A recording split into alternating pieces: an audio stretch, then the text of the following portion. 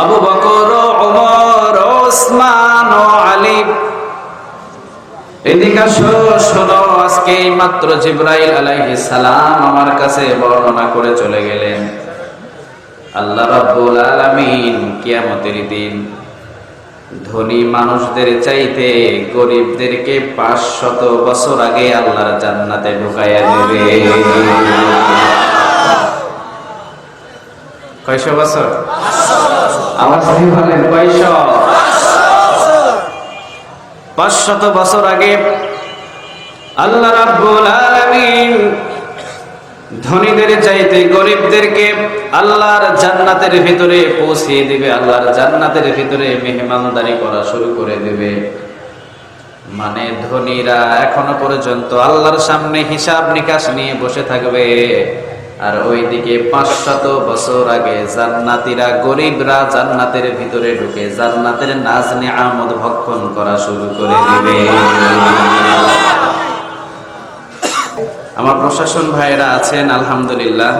আমার প্রশাসন ভাইয়েরা যেভাবে সহযোগিতা করছেন, এভাবে যেন সহযোগিতা করেন। আশা করি এই প্রোগ্রামটা সফল হবে, আলহামদুলিল্লাহ বলেন। আল্লাহ যেন আমাকে কথা বলার আর আপনাদেরকে শ্রবণ করার তৌফিক দান করে, আমরা বলি আমিন। আজকে কথা হবে গরিব আর ধনীর কয়েকটা মেসেজ দিব আমি, আপনারা শুনবেন? কথা বলেন। আপনি কি জানেন ধনীর চাইতে গরিবদেরকে আল্লাহ বেশি ভালোবাসে? সুবহানাল্লাহ বলবেন না? বিশ্বনবী বলেন, আবু বকর, ওমর, ওসমান ও আলী। এদিকে শোনো, আজকে মাত্র জিবরাইল আলাইহিস সালাম আমার কাছে বর্ণনা করে চলে গেলেন, আল্লাহ রাব্বুল আলামিন কিয়ামতের দিন ধনী মানুষদের চাইতে গরিবদেরকে 500 বছর আগে আল্লাহর জান্নাতে ঢুকাইয়া দেবে। কয়শো বছর? আমার সাথে বলেন কয়শো? 500 বছর আগে আল্লাহ রাব্বুল আলামিন ধনীদের চাইতে গরিবদেরকে আল্লাহর জান্নাতের ভিতরে পৌঁছে দিবে, আল্লাহর জান্নাতের ভিতরে মেহমানদারি করা শুরু করে দেবে। মানে ধনীরা এখনো পর্যন্ত আল্লাহর সামনে হিসাব নিকাশ নিয়ে বসে থাকবে, আর ওইদিকে 500 বছর আগে জান্নাতীরা, গরিবরা জান্নাতের ভিতরে ঢুকে জান্নাতের নাজ নিয়ামত ভক্ষণ করা শুরু করে দিবে। এইবার আসেন পয়েন্ট। আমরা সবাই বুশ রে চিনি না? বুশ সবাই চিনেন? আচ্ছা বলেন, আমার ভাই বুশ, তাকেও তো আল্লাহ সৃষ্টি করছে, ঠিক না? কে সৃষ্টি করছে? আল্লাহ। সবকিছু ফেল করে তার বাবাও হবে আদম আলাইহিস সালাম, ঠিক কিনা? আমাদের বাবার নাম আদম আলাইহিস সালাম, বুশের বাবার নাম কি? আদম আলাইহিস সালাম। এই জন্য ভাই বললাম, বুঝে নিয়েন, মহব্বতের ভাই না আবার, কিন্তু এই ভাই না। এই বুশ যদি তার লাইফ, তার জীবন, ধনী আর গরিব, যারা সবচাইতে বেশি আল্লাহওয়ালা, যারা সবচাইতে বেশি দিনদার, ইমানদার, পরহেজগার, চিন্তা করে আল্লাহর জান্নাতের চিল্লা বলো ঠিক কিনা? পৃথিবীর যদি বাড়িগুলো বন্ধ হয়ে যায়, পৃথিবীর দরজা যদি বন্ধ হয়ে যায়, আমার বিশ্বনবীর কথা আব্দুল্লাহ জুলফাতা যায়, তোমার পৃথিবীর ঘর বন্ধ হয়ে গেছে, আল্লাহর জান্নাতের ঘর তোমার তৈরি হয়ে গেছে। মনে রেখো, পৃথিবীর যদি দালান কোঠা তোমার জন্য বন্ধ হয়ে যায়, আল্লাহর জান্নাতের দালান কোঠা তোমার জন্য তৈরি হয়ে আছে। মনে কোনো কষ্ট নিও না, কারণ ধনীদের চাইতে গরিবদেরকে বেশি ভালোবাসে কে? একটু আওয়াজ দিয়ে বলো না কে? বিশ্বনবী বললেন, আবু বকর, আল্লাহ রাব্বুল আলামিন গরিবদের চাইতে ধনীদের তেমন বেশি ভালোবাসেন না, তবে ধনীদের চাইতে আল্লাহ রাব্বুল আলামিন গরিবদেরকে বেশি ভালোবাসেন। সুবহানাল্লাহ। এই কথা বলতেই হযরত আবু বকর সিদ্দিক রাদিয়াল্লাহু তাআলা আনহু নিচের দিকে তাকিয়ে আছেন। কারণ আবু বকর সিদ্দিক রাদিয়াল্লাহু তাআলা আনহু সেই সময় মক্কা জগতের ভিতরে 10টার ভিতরে 1 নম্বর, তিনিও ধনী। তিনিও ধনী। মক্কার ভিতরে সবচেয়ে বড় বড় কাপড়ের দোকান হলো আবু বকরের। কেমন ধনী হযরত আবু বকর সিদ্দিক রাদিয়াল্লাহু তাআলা আনহু যেই জামাটা ব্যবহার করতেন, মক্কার ভিতরে তেমন কোন মানুষ এত দামি জামা আবু বকরের মতো ব্যবহার করতে পারতো না। মক্কার ভিতরে সবচাইতে বড় দোকান হলো আবু বকরের, সবচাইতে বড় দোকানের মালিক হলেন আবু বকর।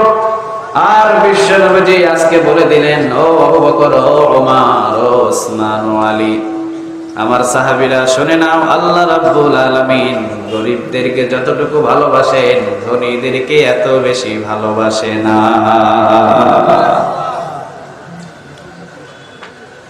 পৃথিবীতে যত নবী আর যত রাসূল এসেছে, সব নবী সব রাসূল তেমন ধনী ছিলেন না, সবাই ছিলেন গরিব। কারণ গরিবদেরকে ভালোবাসেন কে? একটু আওয়াজ দিয়ে বলেন না কে? সাহাবীরা প্রশ্ন করলেন বিশ্ব নবীর কাছে, ইয়া রাসূলুল্লাহ সাল্লাল্লাহু আলাইহি ওয়াসাল্লাম, আল্লাহ রাব্বুল আলামিন ধনীদেরকে ভালোবাসেন না, গরিবদেরকে এত বেশি ভালোবাসেন। আপনার কাছ থেকে একটা বিষয় জানতে চাই। আবু জেহেল, আবু লাহাব, উতবা, শাইবা, মুগীরা প্রতিদিন চিকন চালের ভাত, প্রতিদিন পোলাও কোরমা, প্রতিদিন খাসি, উটের গোস্ত, গরুর গোস্ত, সব গোস্ত তারা খায়, সব মক্কার ভিতরে ভালো ভালো খাবার। কিন্তু আবু জেহেল, আবু লাহাব, উতবা, শাইবা তারাই খায়। কিন্তু ইসলামের সবচাইতে বড় বড় কাজ আমরা সাহাবীরা করি, তারা তো করে না। কিন্তু আমাদেরকে ভালো খাবার না খাইয়ে আল্লাহ কেন তাদেরকে ভালো খাবার খাওয়ায়? বিশ্বনবী বললেন, সাহাবীরা, স্বর্ণমুখী একটা সুই যদি সমুদ্রের মাঝখানে ডুবিয়ে দাও, আর সমুদ্রের মাঝখানে স্বর্ণমুখী সুই ডুবিয়ে দেওয়ার পর যদি ওই স্বর্ণমুখী সুই আবার উপরের দিকে উঠাও, সুইয়ের আগায় পানি থাকবে কয় ফোঁটা? আওয়াজ দিয়ে বলেন, কয় ফোঁটা? বিশ্বনবী বললেন, সাহাবীরা, সমুদ্রের ভিতরে যেই স্বর্ণমুখী সুই ডুবানোর পর উঠিয়ে যে স্বর্ণমুখী সুইয়ের মাথায় পানি আছে 1 ফোঁটা, ওই 1 ফোঁটা পানি সম পরিমাণ দুনিয়ার কিছু নাজ নিয়ামত ওই আবু জেহেল, আবু লাহাবদেরকে দিয়েছে। কিন্তু সমুদ্রের সমস্ত পানি সম পরিমাণ নাজ নিয়ামত জান্নাতে তোমাদের জন্য আল্লাহ অপেক্ষায় রেখে দিয়েছে। এই জন্য ইমানদার বাড়ি চায় না, ইমানদার গাড়ি চায় না। ইমানদার 1 সপ্তাহ পর্যন্ত অনাহারে থাকলে তার কোনো কষ্ট হয় না, তার কোনো দুঃখ হয় না। যদি বন্ধি 4 দেয়ালের খাবার যদি খায়, ইমানদারের কোনো কষ্ট হয় না। ইমানদার কষ্ট পায় না। ইমানদার শুধুমাত্র পৃথিবীর দুনিয়ার চিন্তা করে না, চিন্তা করে ইমানদার শুধু জান্নাতে। বিশ্বনবী বললেন, আবু বকর, আল্লাহ রাব্বুল আলামিন গরিবদেরকে বেশি ভালোবাসেন ধনীদের চাইতে। কিন্তু আবু বকর এখন গরিব না ধনী? কথা বলেন, গরিব না ধনী? আবু বকরের চিন্তা, আল্লাহ রাব্বুল আলামিন ধনীদেরকে বেশি ভালোবাসে না, গরিবদেরকে বেশি ভালোবাসে। ও মিয়া, পৃথিবীর কারো ভালোবাসার দরকার নাই। শুধুমাত্র যদি আল্লাহর ভালোবাসা আপনার সাথে থাকে, জান্নাত আপনার জন্য অনিবার্য। কেউ আপনাকে জান্নাত থেকে ফেরাতে পারবে না। কেউ আপনাকে অন্ধকার কবরের ভিতরে কেউ কখনো কোনো সময় কোনো ডিস্টার্ব করতে পারবে না। যদি আল্লাহর ভালোবাসা না আপনার প্রতি থাকে, সামনের দিকে বিপদ আর বালা মুসিবত আছে না? আল্লাহর যদি ভালোবাসা না থাকে, আপনারা কেউ বাঁচাইতে পারবে? কথা বলেন, পারবে? আবু বকরের একটাই চিন্তা, আল্লাহ রাব্বুল আলামিন গরিবদেরকে বেশি ভালোবাসেন। রাতের বেলা ঘুমাইতে গেলে আবু বকর শুধু একটাই চিন্তা করেন, আল্লাহ রাব্বুল আলামিন গরিবদেরকে বেশি ভালোবাসেন। সকালে উঠেই চলে গেলেন দোকানে, সবচাইতে বড় দোকান বিক্রি করে দিয়ে আল্লাহর রাস্তায় সব দিরহাম দান করে দিয়েছে। এই যে শুরু, দান করা শুরু। প্রথম দোকান প্রথম দিনে, আরেকটা দোকান দ্বিতীয় দিনে, আরেকটা দোকান তৃতীয় দিনে, আরেকটা দোকান চতুর্থ দিনে। যত দোকান ছিল সব দোকান আল্লাহর জন্য দান করে দিলেন। এখন আবু বকর হলেন সবচাইতে গরিব। সুবহানাল্লাহ বলেন। কারণ গরিবদেরকে বেশি ভালোবাসেন কে? আওয়াজ দিয়ে বলেন না কে? গরিবদেরকে বেশি ভালোবাসেন আল্লাহ। ও মিয়া, বিশ্বনবীর জবানের কথা, পৃথিবীর কোন মানুষের কথা নয়, পৃথিবীর কোন মানুষের কোন ফরমেশন কথা নয়, একজনের কথা, আল্লাহর পরেই যার স্থান।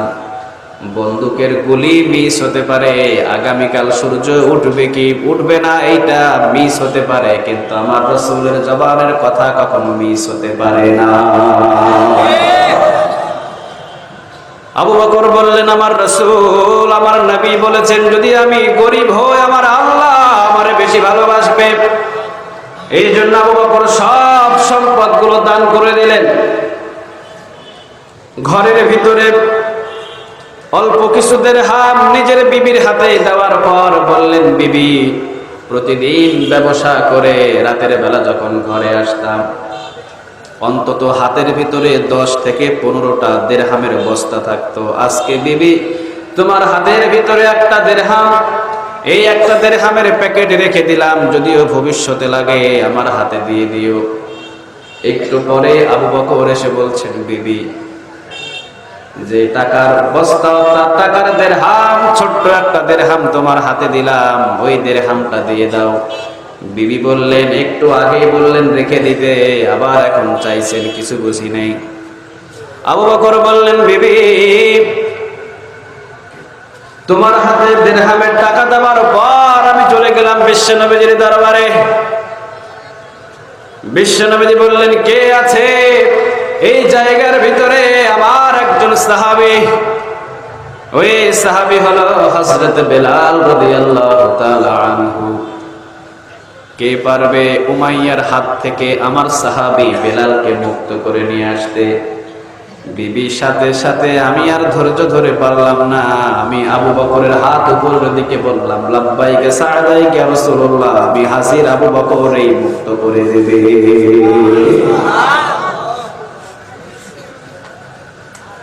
দাও দিরহাম দাও। বিবিও সেই রকম, আবু বকর যে রকম, বিবিও সেই রকম, দিয়ে দিলেন দিরহাম। হাতের ভিতরে দিরহাম নিয়ে, টাকা নিয়ে চলে গেলেন উমাইয়ার সামনে। এরপরে বললেন, উমাইয়া, কত টাকা হলে হযরত বেলালকে আমার হাতে উঠায়া দিবি? ধর, স্বর্ণ মুদ্রা নিয়ে নে। উমাইয়া বললেন, আবু বকর, আমি তো জানতাম মক্কার ভিতরে সবচাইতে বড় দোকানের মালিক ছিলা তুমি, ব্যবসার কৌশল তুমি বুঝো। তুমি আবু বকর, ব্যবসায়ের কৌশল তোমার সবচাইতে ভালো জানা। কালো একজন গোলামের জন্য হাজার হাজার দিরহাম তুমি আমার হাতে উঠাইয়া দিলা। আবু বকর বললেন, চুপ কর উমাইয়া, আজকে যদি তুই এই হযরতে বেলালের জন্য এই মক্কার অর্ধেক সম্পদ তুই যদি চাইতি, আমি আবু বকর অর্ধেক সম্পদ খরিদ করে তোকে দিয়ে বেলালকে মুক্ত করে নিয়ে যেতাম। কারণ তুই জানিস না রে উমাইয়া, এই বেলালের কথা কারো মুখ থেকে বাহির হয় নাই। আল্লাহর পরেই যার সম্মান, আল্লাহর পরেই যার সম্মানের স্থান, তিনি হলেন আমার হাবিব, তিনি হলেন রাসূলুল্লাহ সাল্লাল্লাহু আলাইহি ওয়াসাল্লাম। বলেছেন, কে আছে মক্কার ভিতরে বেলালকে মুক্ত করে দিবে? আমি হাত উঠিয়েছিলাম। আজকে বেলালকে যদি মুক্ত করে আমার রাসূলের সামনে হাজির করে দিই, আমার রাসূলের কলিজার ভিতরে শান্তি আসবে। আর আমার রাসূলের মুখের ভিতরে যদি হাসি ফোটাতে পারি, ভালোবাসা একজনের পক্ষ থেকে আসবে, তিনি কে? আবু বকরের একটাই চিন্তা, ভালোবাসা নিবে একজনের কাছ থেকে, তিনি কে? আওয়াজ দিয়ে বলেন, কে? কিন্তু আমরা ভালোবাসা চাই শুধুমাত্র দুনিয়ায়। গার্লফ্রেন্ডের ভালোবাসা চাই,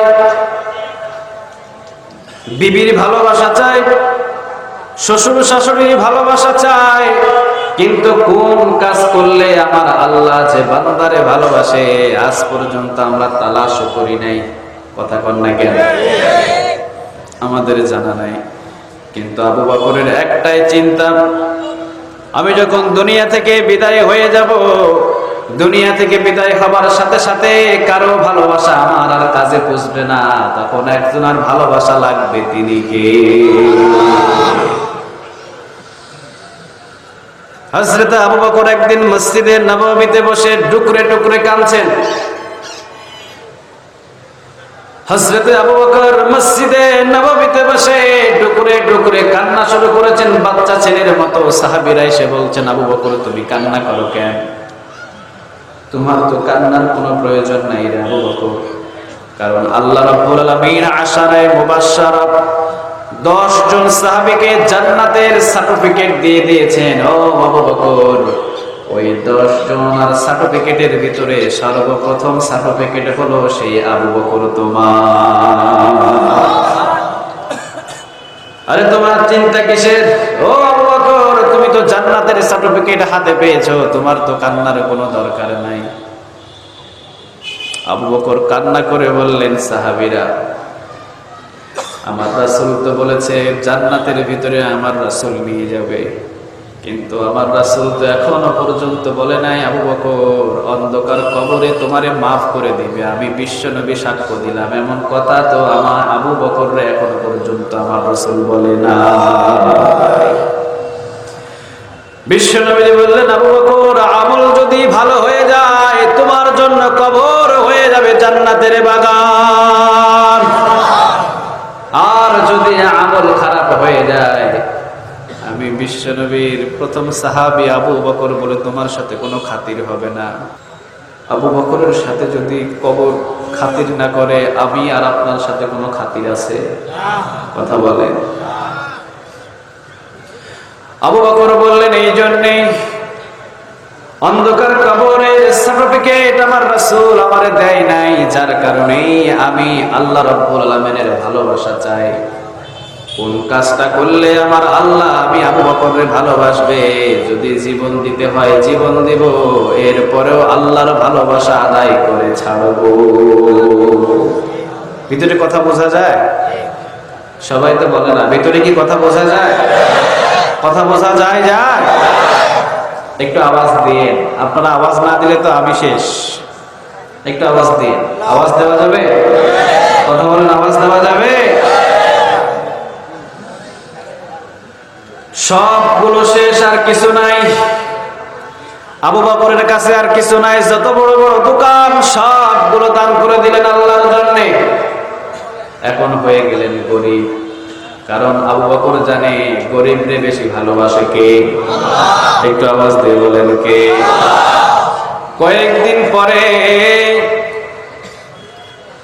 আল্লাহ রাসূল সাল্লাল্লাহু আলাইহি ওয়াসাল্লাম নিজের চাদর মোবারক খোলার পর নিজের চাদর মোবারক বিছিয়ে দিয়ে বললেন, সাহাবীরা কে কে আছো?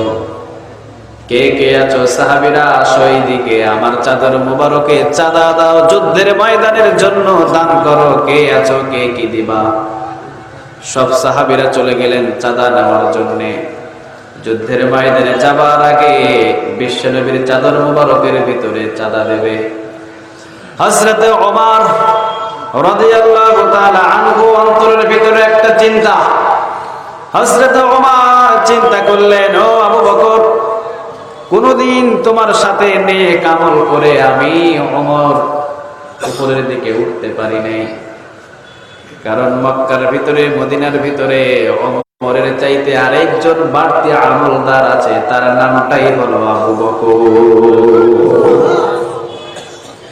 ওমর বললেন, কোনদিন পারি নাই, তবে আজকে আবু বকর বিশ্ব নবীর চাদর মোবারকে দেখা যাবে কে বেশি দান করে। আজকে মনে হয় আবু বকর তুমি যা দান করবা তার চাইতে আমি ওমর বেশি দান করব। বোঝা যায় তোমার চাইতে আমি ওমরের দানের দিক বেশি হয়ে যাবে। আমলের খাতিরে ঈর্ষা করা, হিংসা করা জায়েজ আছে, সুবহানাল্লাহ বলেন। কিন্তু আমাদের হিংসা হলো এখন ছবি জমা নিয়ে, আছে না নাই? একজন ভালো খায়, একজন ভালো পোশাক পরে, আরেকজন ভালো লেখাপড়া করে, আমাদের সহ্য হয় না। কথা কন না কেন? হিংসা হিংসি কম না বেশি? এই হিংসা করা জায়েজ নাই।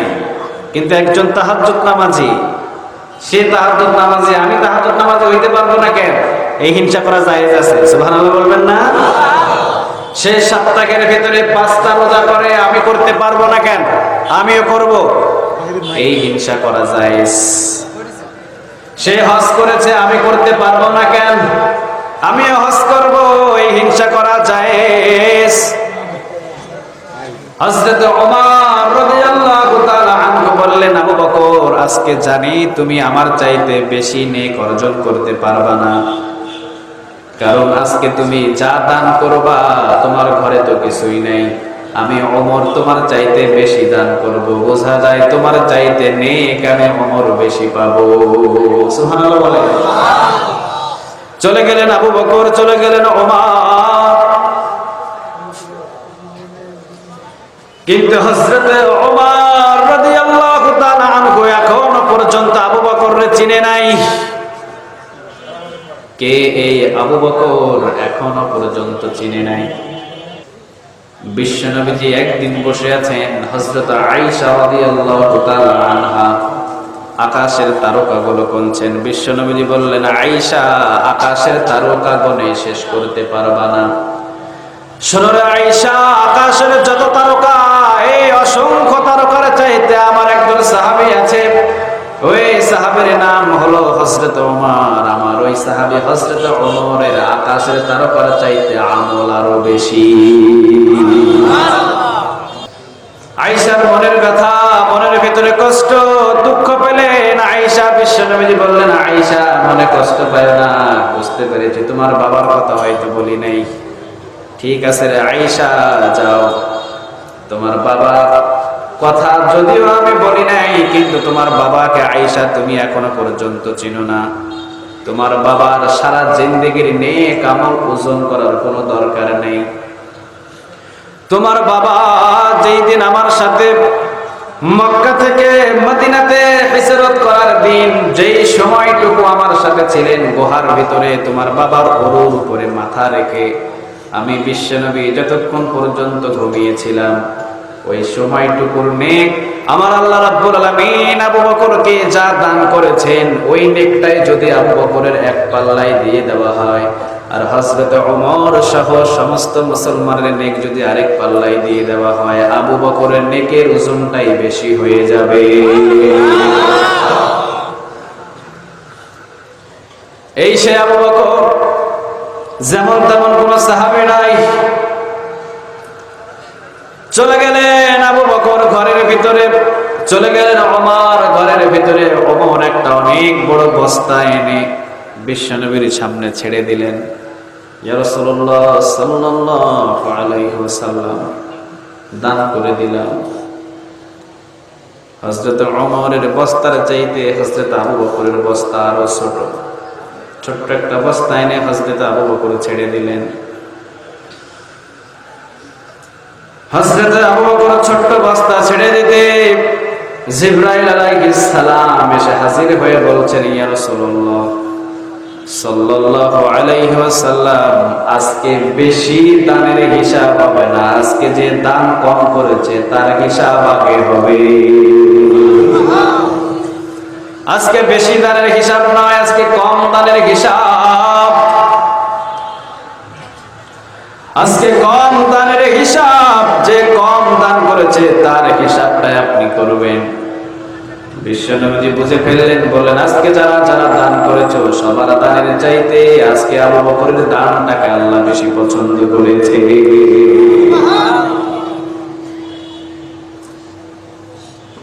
ওমর বললেন, কিভাবে? আমরা তো কম দিই নাই, অমুক সাহাবী তো কম দেয় নাই, অমুক সাহাবী তো কম দেয় নাই।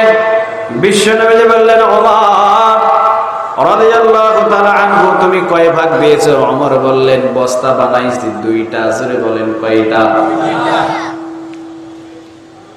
আমি ওমরের ঘরে বস্তা বানিয়েছি আমি দুইটা। একটা বস্তা ঘরের ভিতরে রেখে দিয়েছি, আর একটা বস্তা মাথায় করে আপনার সামনে এনেছি। সর্বশেষ বিশ্বনবী বললেন, আবু বকর কি আল্লাহর কি রাখি আসলা? হযরত আবু বকর বললেন, ইয়া রাসূলুল্লাহ সাল্লাল্লাহু আলাইহি ওয়াসাল্লাম, ঘর থেকে যখন বাহির হয়েছিলাম, আমি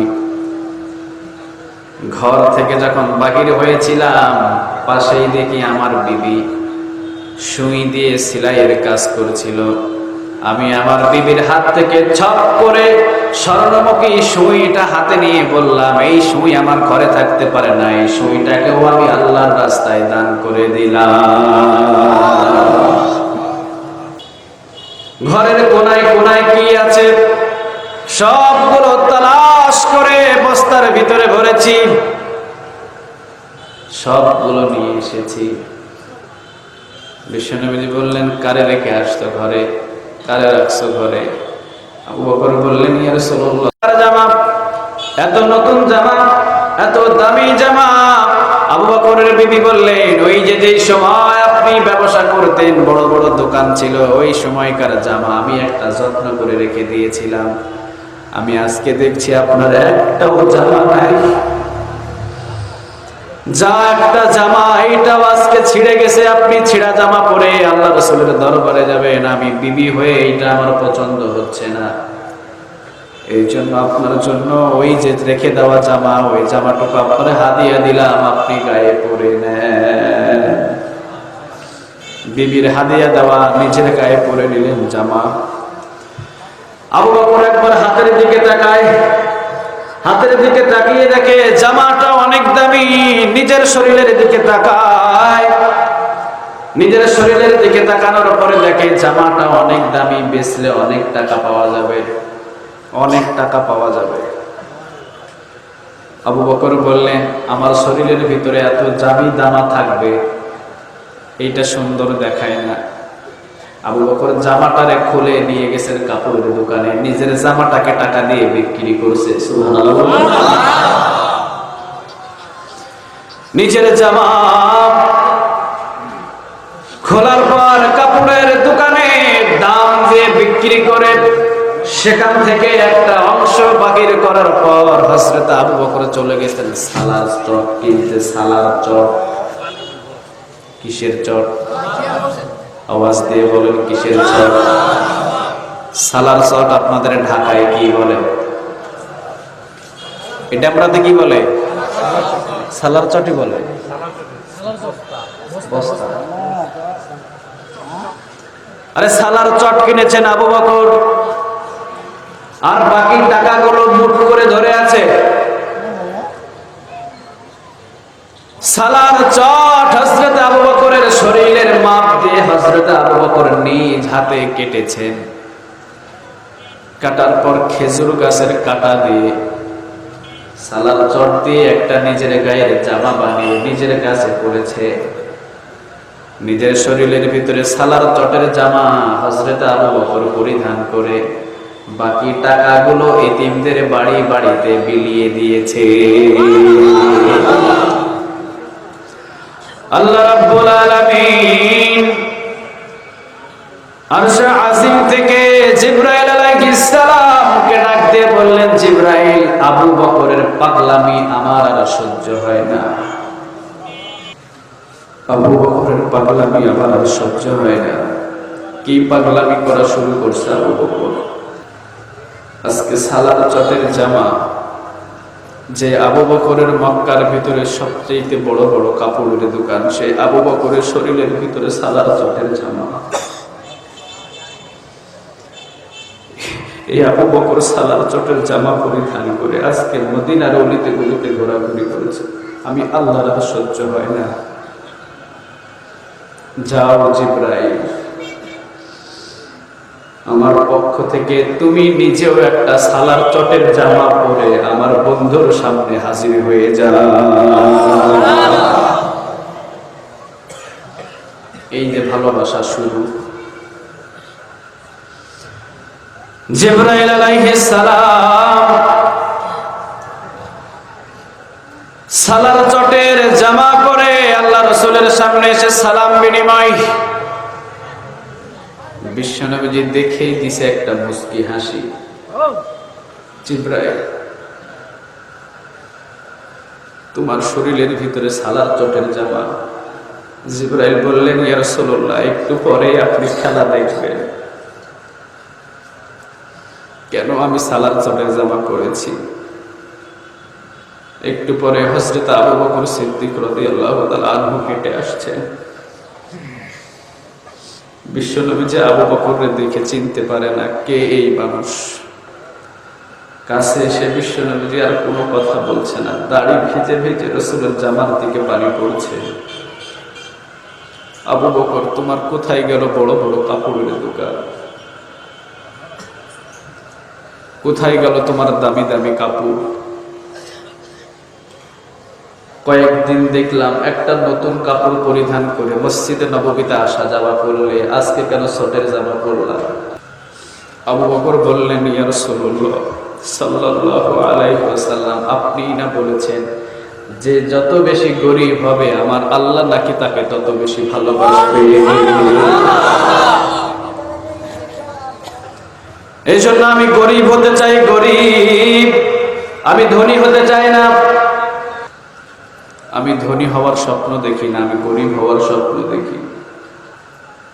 জিবরাইল আলাইহিস সালাম বললেন, ইয়া রাসূলুল্লাহ সাল্লাল্লাহু আলাইহি ওয়াসাল্লাম, আজকে আবু বকর সালার চটের জামা শরীরে পরিধান করার কারণে আল্লাহ রাব্বুল আলামিন আবু বকরের কথা আরশে আজিমে আমার সাথে তুলে ধরেছেন। আবু বকরের নাম আমার আল্লাহ 3 বার নিয়েছে। আপনার নাম যদি আমার আল্লাহ একবার নেয়, সারা জীবনের সবকিছু সুখ শান্তি আদায় হয়ে যাবে, ঠিক কিনা? আর কিছু দরকার আছে? কথা বলেন, আছে? আছে? আবু বকরের নাম কয়েকবার আমি জিবরাইলের সামনে আল্লাহ রাব্বুল আলামিন নেওয়ার পর বললেন, আবু বকর, যা শুরু করেছে দুনিয়ার ভিতরে আমি আল্লাহর আর সহ্য হয় না। যাও জিবরাইল, আজকে তুমি নিজেও সালার চটের জামা পরে আমার রাসূলের সামনে যাও। ইয়া রাসূলুল্লাহ সাল্লাল্লাহু আলাইহি ওয়াসাল্লাম, আজকে আবু বকর সালার চটের জামা পরার কারণে শুধুমাত্র আমি জিবরাইল যে সালার চটের জামা পরেছি তা নয়, আসমান এবং জমিনের ভিতরে যত ফেরেশতা আছে সব ফেরেশতা আজকে সালার চটের জামা পরিধান করেছে।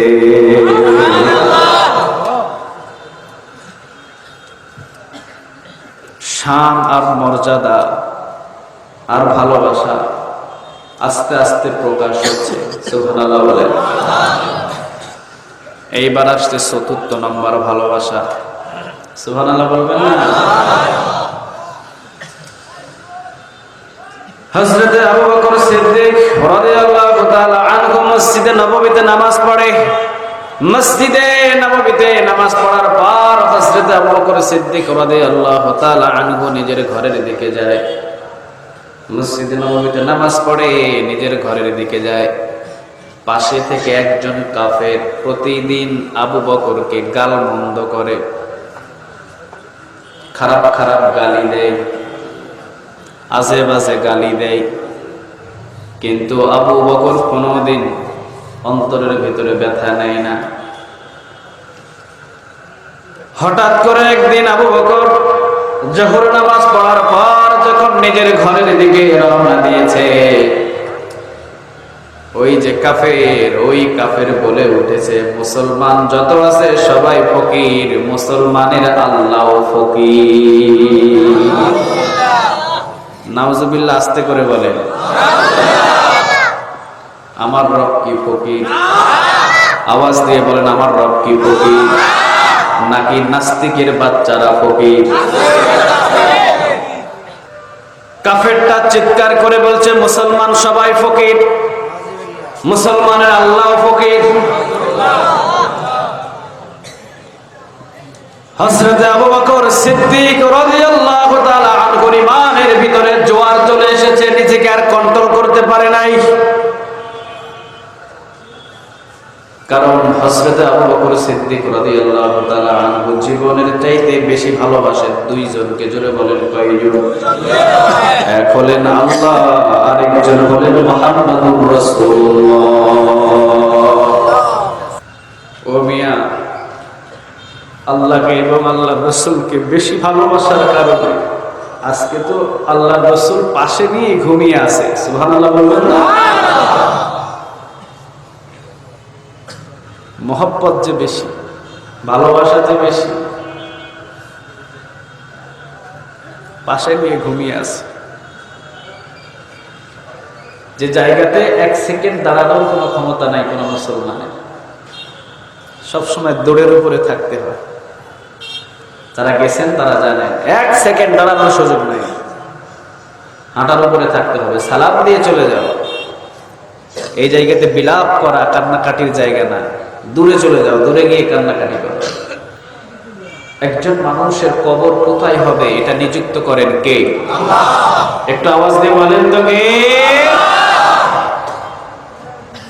যে আল্লাহর জন্য এবং যে রাসূলের জন্য এত ভালোবাসা, আল্লাহ বললেন, যা আবু বকর, আমার বন্ধুর পাশে বাকি জীবনটা তোর জায়গা করে দিলাম। সুবহানাল্লাহ। কাফের বলল, মুসলমান সবাই ফকির, মুসলমানের আল্লাহ ফকির। আবু বকর আর সহ্য করতে পারে নাই। প্রতিদিন কাফের গালি দেয়, আবু বকর কিছু বলে না।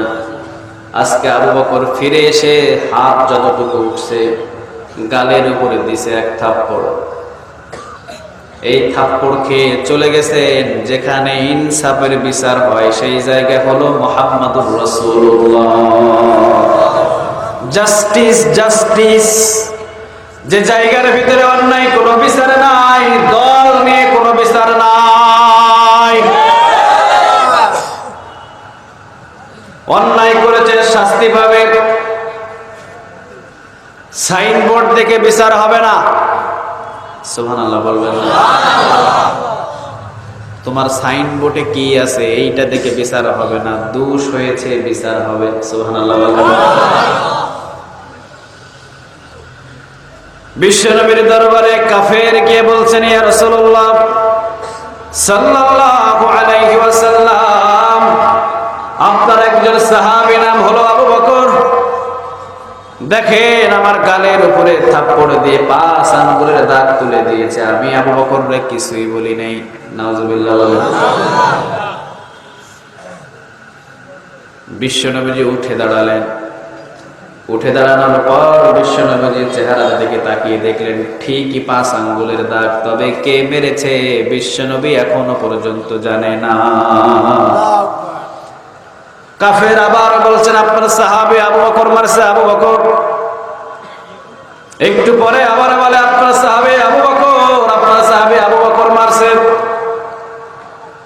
দেখেন কেমন বিচার। বিশ্বনবী 2 জন সাহাবীকে বললেন দাঁড়াও। 2 জন সাহাবী দাঁড়ালেন। বিশ্বনবী বললেন, যাও, যদি সত্যি সত্যি আবু বকর এই কাফেরকে মেরে থাকে, এই মাত্র আমি গ্রেফতারের ওয়ারেন্টি জারি করে দিলাম। 2 জন সাহাবী আবু বকরকে গ্রেফতার করে সামনে নিয়ে আসো। কারে বলে বিচার? সুবহানাল্লাহ বলুন। এইটা হলো কোরআন। অন্যায় যদি করে কোরআন মা কেউ ছাড়ে না, অন্যায় যদি করে বাবা কেউ ছাড়ে না, অন্যায় যদি করে নিজের শ্বশুর কেউ ছাড়ে না, অন্যায় যদি করে নিজের দলীয় লোক কেউ ছাড়ে না। ছেলের বিবাহ দিয়েছে, বিবাহ, মেয়েকেও বিবাহ দিয়েছে। ছেলের বিবাহ দিলে আনে, আর মেয়ের বিবাহ দিলে কি করে? পাঠায়া দেয়। ছেলে আর মেয়ে, একটা ছেলে একটা মেয়ে, মেয়েকে বিবাহ দিয়েছে, ছেলের বিবাহ দিয়ে ঘরে বউ আনছে। পাশের বাড়ির চাচি, চাচি বলেন না আপনারা? কি বলেন? চাচি গিয়া প্রশ্ন করছে, বোন ছেলেরে বিবাহ দিলেন, মেয়েরও বিবাহ দিলেন, ছেলের বউ কেমন পাইছেন, আর মেয়েরে যে বিবাহ দিলেন জামাই কেমন পাইছেন? শাশুড়ি চিৎকার করে বলে, ছেলেরে বিবাহ দিয়ে যে বউ আনছি এটা তো বউ না, এটা আস্ত একটা ডাইনি। এইটা কি? পরের মেয়ে তো, বুঝেন নাই? পরের মেয়ে হাজার ভালো করলেও খারাপ। কথা একটা আছে না, যারে দেখতে পারে না চলন বেখা। আসলে কিন্তু মেয়েটা ভালো, কিন্তু তার কাছে ভালো না। ছেলেরে বিবাহ করেছি, সবচেয়ে খারাপ একজন নারী আমার ছেলের কাঁধের উপরে চেপে বসেছে, একবারে খারাপ। বলছেন আচ্ছা বোন মেয়েরে বিবাহ দিলেন, কই মাশাআল্লাহ জামাই একটা পাইছি, প্রতি মাসে 10,000 টাকা আমার জন্য পাঠায়, প্রতি মাসে 10,000 টাকা আমার জন্য পাঠায়, আর মেয়েটাও মাশাআল্লাহ খুব সুখে শান্তিতে আছে। মেয়ে বড় ভালো, মেয়ের জামাইও ভালো, কিন্তু ছেলেরে বিবাহ দিলাম, ছেলের বউ ভালো না, 24 ঘন্টা মোবাইলে কথা বলে। আসলে কিন্তু দিনের ভিতরে 2-4 ঘন্টা যদিও কথা বলে, তার ছেলের সাথে কথা বলে, রং নাম্বারে কথা বলে না। এরপরেও মেয়েটা ভালো না। পরের মেয়ে 1 সপ্তাহ পরে শাশুড়ি আম্মারে ডাইকা নিছে, জামাই ডাইকা নিয়ে বলে, আম্মা জান দেখেন আপনার মেয়ে 3 দিন যাবত আমার ঘরে নাই, কোন একটা পোলার লগে 3 দিন কাটায় আসছে। কয়দিন? বিচারটা আপনি করে দেন। কয় ও মা এইটা আমার মেয়ে, বয়স ছোট, এরকম করতেই পারে। বয়স কি ছোট, খুব অল্প বয়সে বিবাহ দিয়েছি, সেইটা বুঝে না, এরকম মাঝে মধ্যে হয়, এইটা সমস্যা নাই। পরের মেয়ে হাজার ভালোভাবে চললেও ভালো লাগে না, আর নিজের মেয়ে 3 দিন হারিয়ে থাকলে ওই মেয়ের বিচার হয় না। নিজের সাইনবোর্ডের যদি হয় জেনা করলে, ব্যভিচার করলে, চুরি করলে, ডাকাতি করলে বিচার হয় না, অন্য লোক যদি 5 ওয়াক্ত নামাজি হয় জেলখানায় গিয়ে কাটাতে হয়। ইনসাফ নাই, ইনসাফ নাই। যতদিন পর্যন্ত ইনসাফ কায়েম না হবে, মারামারি কিলাকিলি দিন দিন বাড়বে। কথা কন না কেন? দিন দিন মারামারি বাড়বে, মারামারি কমবে না। বিশ্বনবীর জাস্টিস, ইনসাফের বিচার। কুরাইশ বংশের একজন মহিলা চুরি করছে, চুরি। বিশ্বনবীর বংশের নামটাও কি? বিশ্বনবী বললেন হাত কেটে দাও। একজন সাহাবী এসে বললেন, ইয়া রাসূলুল্লাহ সাল্লাল্লাহু আলাইহি ওয়াসাল্লাম, কার হাত কাটবেন আপনি? এইটা তো কুরাইশ বংশের মেয়ে, আপনার নিজের বংশের মেয়ে, যদি হাত কাটেন মান ইজ্জত সব কমে যাবে। বিশ্বনবী বললেন, কার এত বড় সাহস? কে আছে আমার সামনে কথা বলে? কার এত বড় সাহস দেখি? আমার কুরাইশ বংশের মেয়ে বলে তার হাত কাটা বন্ধ করে দিয়ে তার আঙ্গুল কেটে দেব। কি ইনসাফের বিচার করো তোমরা? শোনো সাহাবীরা, আজকে যদি কুরাইশ বংশের কোনো মেয়ে চুরি না করে যদি আমার মেয়ে ফাতেমাও চুরি করতো, আল্লাহর কসম করে বলি আমার মেয়ের ফাতেমার 2টা হাত আমি কেটে দিতাম। এইটারে বলে ইনসাফের বিচার। বিশ্ব নবী দুইজন সাহাবী পাঠালেন, যাও আবু বকরকে গ্রেফতার করো। দুইজন সাহাবী আবু বকরের কাছে গিয়ে বললেন, আবু বকর আপনারে যাইতে হবে। আবু বকর বললেন, কোথায়? আল্লাহ রাসূলের দরবারে।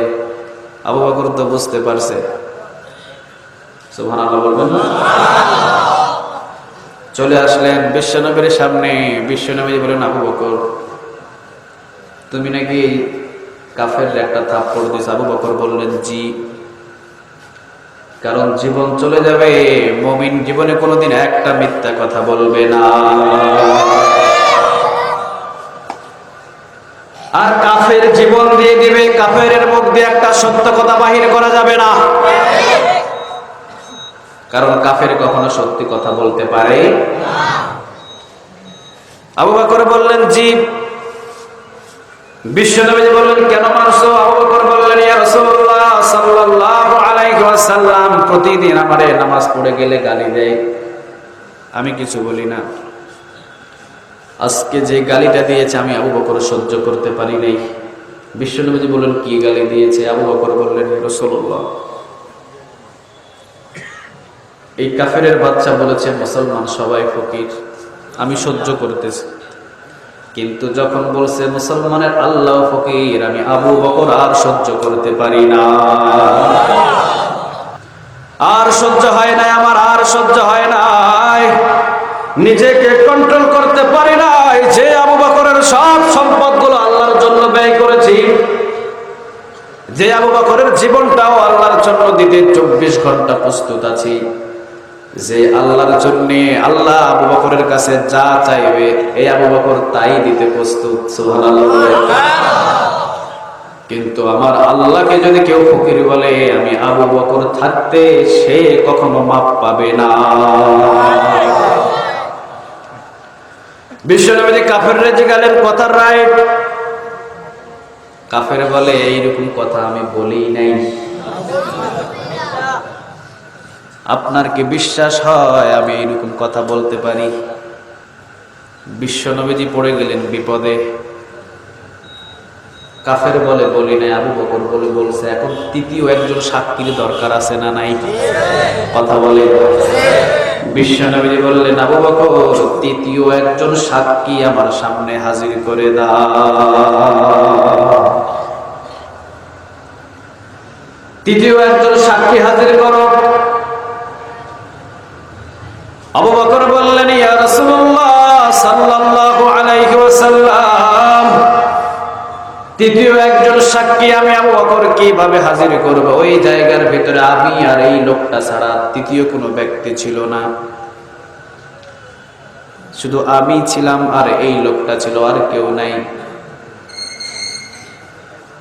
বিশ্বনবী বললেন, আবু বকর তাহলে তুমি কিন্তু বিপদে পড়বা, কারণ তুমি যদি সাক্ষী না হাজির করতে পারো, রায়টা কিন্তু কাফেরের বিপক্ষে চলে যাবে। তুমি যদি সাক্ষী না দিতে পারো, আবু বকর যদি সাক্ষী না হাজির করতে পারো, রায় কিন্তু কাফেরের পক্ষে চলে যাবে। আর কাফেরের পক্ষে যদি রায় চলে যায়, তোমার গালের উপরে একটা থাপ্পড় মারবে। কার গালে থাপ্পড় মারবে? আবু বকরের গালে। মক্কার ভিতরে, মদিনার ভিতরে তুফান শুরু হয়ে গেছে, তুফান। কান্নার রোল পড়ে গেছে, মানুষের ঢল নেমে আসছে। শত শত সাহাবী চতুর্দিকে দাঁড়িয়ে আছে। বিশ্বনবী আবু বকরের বিচার করছে। বিশ্বনবী বললেন, আবু বকর তাড়াতাড়ি সাক্ষীটারে হাজির করো, যদি হাজির না করো আবু বকর, রায় কিন্তু কাফেরের পক্ষে চলে যাবে। আর যদি কাফেরের পক্ষে রায় চলে যায়, তোমার গালের উপর একটা থাপ্পড় পড়বে। আবু বকর বললেন, ইয়া রাসূলুল্লাহ সাল্লাল্লাহু আলাইহি ওয়াসাল্লাম আমি তো বলছি তৃতীয় কোনো ব্যক্তি ওই জায়গাতে ছিল না, আমি আবু বকর কোনো সাক্ষী আপনারা সাথে দিতে পারবো না। বিশ্বনবীজি বলছেন, আবু বকর তাহলে রায় কিন্তু চলে যাবে কাফেরের পক্ষে। দেরি হবে না আবু বকর, যদি সাক্ষী থাকে হাজির করো, না সাক্ষী থাকলে রায় চলে যাবে। সমস্ত সাহাবীরা দাঁড়িয়ে আছে, সাহাবীদের চিন্তা কার গালের উপরে থাপ্পড় পড়বে। এইটা তো শুধু আবু বকর নয়, এই আবু বকরের গালের উপরে থাপ্পড় পড়া মানে সমস্ত কাফেরের গোষ্ঠীগুলো খুশি হয়ে যাবে। আর আবু বকরের গালে থাপ্পড় পড়া মানে সমস্ত সাহাবীর গালে থাপ্পড় পড়া। আর সমস্ত সাহাবীর গালে থাপ্পড় পড়া মানে আমার রাসূলের গালে থাপ্পড় পড়া। আর আমার রাসূলের গালে থাপ্পড় পড়া মানে অসন্তুষ্ট হওয়া একজন, তিনি কে?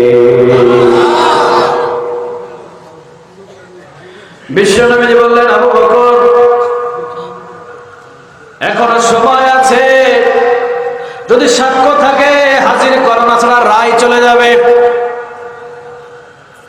চতুর্থবারের মতো আবু বকর বললেন, ইয়া রাসূলুল্লাহ সাল্লাল্লাহু আলাইহি ওয়াসাল্লাম, আবু বকরের কাছে কোনো সাক্ষী নাই। বিশ্বনবী কাফেরের পক্ষে রায়টা দিয়ে দিবে, মুখের ভিতরে কথাটা এনেছে। এমন সময় আল্লাহ রাব্বুল আলামিন ডাক দিয়ে বলছেন, হাবিব হাবিব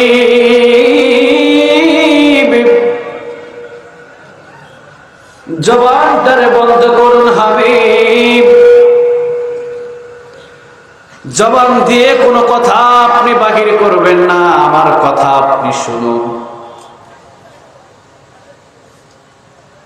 আবু বকরের পক্ষে সাক্ষী দেওয়ার মতো কোনো তৃতীয় সাক্ষী নাই, তবে জান হাবিব, আবু বকরের পক্ষে সাক্ষী দেওয়ার জন্য আমি আল্লাহ নিজেই সাক্ষী দিয়ে দিলাম।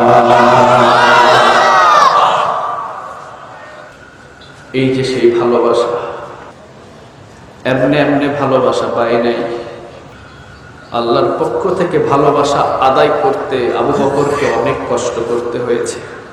এই জন্য বিশ্বনবী বলতেন, আবু বকর, আল্লাহ রাব্বুল আলামিন ধনীর চাইতে গরিবরে বেশি ভালোবাসে। আবু বকর হইছেও গরিব, সুবহানাল্লাহ। দীর্ঘ সময় হয়ে গেল, আমি শুধু এতটুকুই বোঝাইতে আপনাদেরকে টেনে এনেছি কথাটা। আজকে যারা গরিব, আজকে যারা গরিব, আজকে যারা মাজলুম, আজকে যাদের পরনে দামি পোশাক নেই, দামি পারফিউম দিতে পারে না, দামি খাবার খাইতে পারে না, তাদেরকে যে ঘৃণার চোখে দেখেন, আপনি যদিও তাদেরকে ঘৃণার চোখে দেখেন, আল্লাহ তাদেরকে বেশি ভালোবাসেন।